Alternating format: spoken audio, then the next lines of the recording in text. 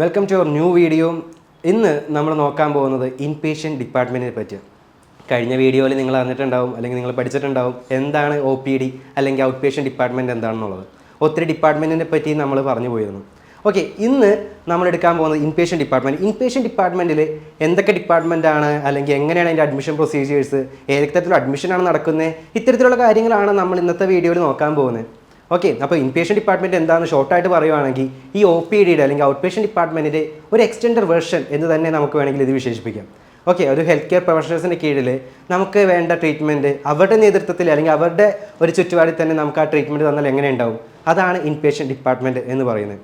ഈ inpatient ഡിപ്പാർട്ട്മെൻറ്റിലേക്ക് admissions വരുന്നത് 3 തരത്തിലാണ്. ഒന്ന് എമർജൻസി അഡ്മിഷൻ, അതുപോലെ റുട്ടീൻ അഡ്മിഷൻ, അതുപോലെ തന്നെ റെഫറൽ അഡ്മിഷൻ. ഈ എമർജൻസി അഡ്മിഷൻ എന്താണെന്ന് വെച്ചിട്ടുണ്ടെങ്കിൽ ആ പേരിൽ തന്നെ ഉണ്ട് എന്താണ് ആ അഡ്മിഷൻ എന്നുള്ളത്. അപ്പോൾ ഒരു എമർജൻസി കേസ് ഉണ്ടായി കഴിഞ്ഞിട്ടുണ്ടെങ്കിൽ, പെട്ടെന്നൊരു ആക്സിഡൻറ്റ് ഉണ്ടായി കഴിഞ്ഞിട്ടുണ്ടെങ്കിൽ നമ്മൾ പെട്ടെന്ന് ആ രോഗിയുടെ ജീവൻ രക്ഷിക്കുക എന്നുള്ള രീതിയിൽ നമ്മൾ എന്ത് ചെയ്യും, അവിടെ കൊണ്ട് അഡ്മിറ്റ് ചെയ്യും, ഇല്ലേ? സോ അത്തരത്തിൽ പെട്ടെന്നൊരു കേസിൽ ചിലപ്പോൾ നമ്മൾ ആ ഫുൾ ഡീറ്റെയിൽസും കാര്യങ്ങളൊന്നും കളക്ട് ചെയ്തിട്ടായിരിക്കില്ല, അവർക്ക് ആദ്യം ട്രീറ്റ്മെൻറ്റ് കൊടുത്ത് ദെൻ അവർ അഡ്മിറ്റ് ചെയ്തതിന് ശേഷമായിരിക്കും ബാക്കി കാര്യങ്ങളൊക്കെ ചെയ്യുക. സോ അത്തരത്തിൽ നമുക്ക് എമർജൻസി കേസിൽ നമ്മൾ അഡ്മിഷൻ എടുക്കാറുണ്ട്. അതുപോലെ വരുന്ന മറ്റൊരു അഡ്മിഷനാണ് റുട്ടീൻ അഡ്മിഷൻ എന്ന് പറയുന്നത്. റുട്ടീൻ അഡ്മിഷൻ എന്താണെന്ന് വെച്ചിട്ടുണ്ടെങ്കിൽ, ഇപ്പോൾ നമ്മൾ പറഞ്ഞു OPD.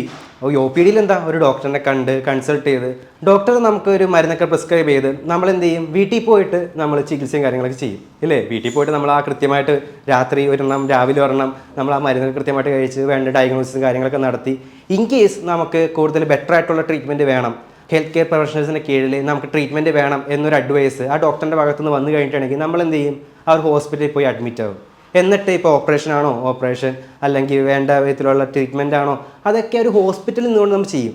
അത് നമ്മൾ ആ ഒരു OPD ത്രൂ ആണ് നമ്മൾ ആ ഒരു ഇൻപേഷ്യൻ്റ് അല്ലെങ്കിൽ റുട്ടീൻ അഡ്മിഷനിലോട്ട് വരുന്നത്. അതായത് നമ്മൾ OPD ചെന്ന് അവിടെ നിന്ന് ഡോക്ടറിൻ്റെ അഡ്വൈസ് പ്രകാരമാണ് നമ്മൾ അഡ്മിഷൻ എടുത്തിരിക്കുന്നത്.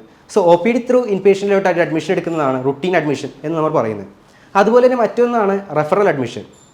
ഈ റെഫറൽ അഡ്മിഷൻ എന്താണെന്ന് വെച്ചിട്ടുണ്ടെങ്കിൽ, നമ്മളെപ്പോഴും ഒരു വലിയൊരു ഹോസ്പിറ്റലിൽ പോയിട്ടായിരിക്കില്ല ഒരു ട്രീറ്റ്മെൻറ്റ് കാര്യങ്ങൾ എടുക്കുക.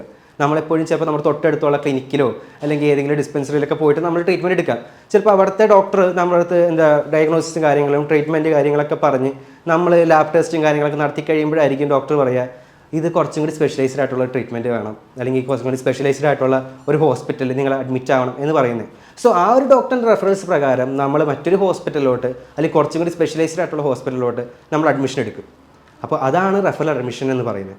ഇനി ഈ ഒരു ഇൻപേഷ്യൻ്റ് ഡിപ്പാർട്ട്മെൻറ്റിൽ തന്നെ ഒത്തിരി ഡിപ്പാർട്ട്മെൻറ്റ്സ് വരുന്നുണ്ട്. ഇൻപേഷ്യൻ്റ് ഡിപ്പാർട്ട്മെൻറ്റിൽ ഏറ്റവും ഇമ്പോർട്ടൻ്റ് ആയിട്ട് വരുന്ന അല്ലെങ്കിൽ അതിൻ്റെ പാർട്ടായിട്ട് വരുന്ന ഒത്തിരി ഡിപ്പാർട്ട്മെൻറ്റ്സ് ഉണ്ട്. അതിൽ ഏറ്റവും പ്രധാനപ്പെട്ടതാണ് വാർഡുകൾ.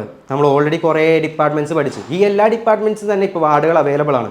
ഇപ്പോൾ വാർഡ് പോലെ തന്നെ നമ്മുടെ ഹോസ്പിറ്റൽ അവൈലബിൾ ആയിട്ടുള്ള ഇൻപേഷ്യൻ്റ് ഡിപ്പാർട്ട്മെൻറ്റ്സ് ആണ് OT, അതായത് ഓപ്പറേഷൻ തിയേറ്റർ, അതുപോലെ ICU, intensive care unit. ICU ഒക്കെ എല്ലാവർക്കും അറിയാവുന്നതാണ്. ഈ ICU തന്നെ ഒത്തിരി ICUs വരുന്നുണ്ട്. CICU, NICU, അങ്ങനെ ഒത്തിരി ICUs വരുന്നുണ്ട്. അതുപോലെ തന്നെ ലേബർ റൂം. ഇതൊക്കെ ഒരു ഇൻപേഷ്യൻ്റ് ഡിപ്പാർട്ട്മെൻറ്റിൻ്റെ കീഴിൽ വരുന്ന ഡിപ്പാർട്ട്മെൻറ്റ്സ് ആണ്. സോ ഇതാണ് ഓവറോൾ പറഞ്ഞിട്ടുണ്ടെങ്കിൽ എന്താണ് ഇൻപേഷ്യൻ്റ് എന്ന് ചോദിച്ചിട്ടുണ്ടെങ്കിൽ നമുക്ക് ഇതാണ് പറയാനുള്ള ഒരു OPDയുടെ ഭാഗമായിട്ട് അല്ലെങ്കിൽ ഔട്ട് പേഷ്യൻ്റ് ഡിപ്പാർട്ട്മെൻറ്റിൻ്റെ കീഴിൽ അല്ലെങ്കിൽ അതിൻ്റെ പാർട്ടായിട്ട് നമ്മൾ അഡ്മിഷൻ ത്രൂ നമ്മൾ ഹെൽത്ത് കെയർ പ്രൊഫഷണൽസിൻ്റെ കീഴിൽ കുറച്ചും കൂടി അഡ്വാൻസ്ഡ് ആയിട്ടുള്ള ട്രീറ്റ്മെൻറ്റ് കാര്യങ്ങൾ പ്രൊവൈഡ് ചെയ്യുക. അതാണ് ഇൻപേഷ്യൻ്റ് ഡിപ്പാർട്ട്മെൻറ്റ് മെയിൻ ഫംഗ്ഷൻ. ഇതോടുകൂടി നമ്മുടെ മെഡിക്കൽ ഡിപ്പാർട്ട്മെൻറ്റ്സിനെ പറ്റിയുള്ള ഓവറോൾ ആയിട്ടുള്ള കാര്യങ്ങളൊക്കെ നമ്മൾ ഡിസ്കസ് ചെയ്ത് കഴിഞ്ഞു. അതായത് ഹോസ്പിറ്റൽ എന്താണെന്നും hospital out patient departments, inpatient departments ഒക്കെ നമ്മൾ പറഞ്ഞു. ഇനി നമ്മൾ കടക്കാൻ പോകുന്നത് ഹോസ്പിറ്റൽ അഡ്മിനിസ്ട്രേഷനിലോട്ടാണ്. ഓക്കെ, എന്താണ് ഈ ഹോസ്പിറ്റൽ അഡ്മിനിസ്ട്രേഷൻ അല്ലെങ്കിൽ അഡ്മിനിസ്ട്രേഷൻ ഡിപ്പാർട്ട്മെൻറ്റ്സ് ഏതൊക്കെയാണ്, അതിന് ഫംഗ്ഷൻസ് എന്തൊക്കെയാണ്, റോൾസ് എന്തൊക്കെയാണ്, അതിനുള്ള സ്കിൽസ് എന്തൊക്കെയാണ്, ഇത്തരത്തിലുള്ള കാര്യങ്ങളൊക്കെ നമുക്ക് വരുന്ന വീഡിയോയിൽ കാണാം. So thank you guys.